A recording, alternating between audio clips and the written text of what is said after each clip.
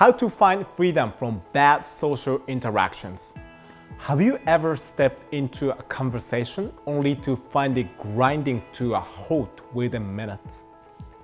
We are going to talk today about bulletproofing your approach in social interactions. Of course, we are not always confidently marching into a room, but why do we have to live a life where our fear and our social interaction take over? What if I told you there was a way to cut through your anxiety and establish yourself as the confident, poised person you've always wanted to be? It's not about being delusional and believing things that are not true about yourself. It's about finding a confidence that already exists within you and accessing it at the exact right moment. Let's say that you're walking into a dinner party at your friend's house. You have a vague idea of what to expect. There is going to be a certain number of mutual friends and a friendly vibe in your head. You're already going through the steps of how you're going to enter the party. But then, once you get there, you are thrown a curveball. You discover that your friend has invited a local idol of yours, someone whose work you've admired for years, whose products you've referenced in conversations with your colleagues, and whose career you've been quietly tracking for quite a while now. You know this is your big chance to make a great first impression. You can already feel the origin story start to play out in your mind. You start to say yourself, well, it all happened when we met at my friend's Dave's party. Everything seemed to be perfectly set for you to succeed. The only problem is you're terrified to get anywhere near him. You're too overwhelmed by the pressure on your first impression that you end up psyching yourself out. How do we prevent this from happening to us in the future? How do we secure the courage to step outside in the box when it counts to the most?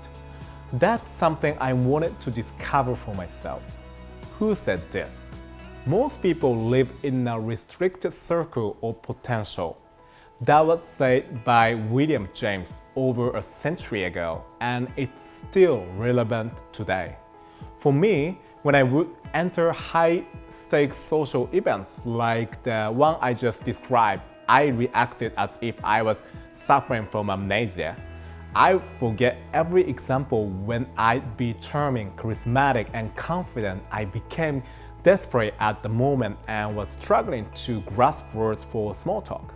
I wanted to make an incredible lasting impression, but all I could do in that moment was stammer.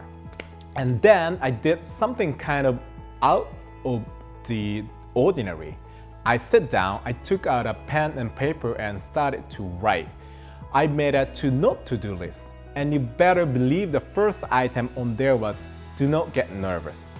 But I knew that in order to truly conquer my fear of making the wrong impression, I needed to get more detail with my points on the to-not-to-do list. So I came up with the following. Using humor to deflect an awkward situation can help, but the chances are low that it will work in your favor. Don't try to make dumb jokes in the moment, but instead ask them questions. It's always tempting for me to make a joke in the awkward moment, but I always try to fight the urge. I don't want to be someone who has spent more time strengthening my defense mechanism than my ability to navigate a tricky situation. Instead, I found that asking this person question is the better approach. We can accomplish this without seeming like fanatics of this person, but rather intuitive, thoughtful individuals.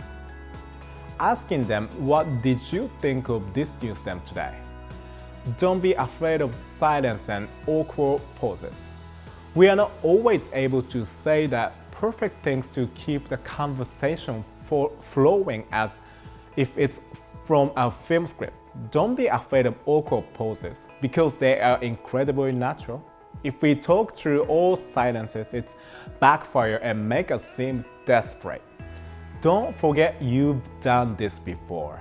Remember the amnesia moment I talked about earlier? Don't be like me. It's important that we remember that we've been through an awkward social moment before and life continues. The other person may be going through the same thought patterns. Simply remember that it can be our most powerful tool to combat terribly awkward feeling. Let's all take a moment, bless, and say, we are all in this together.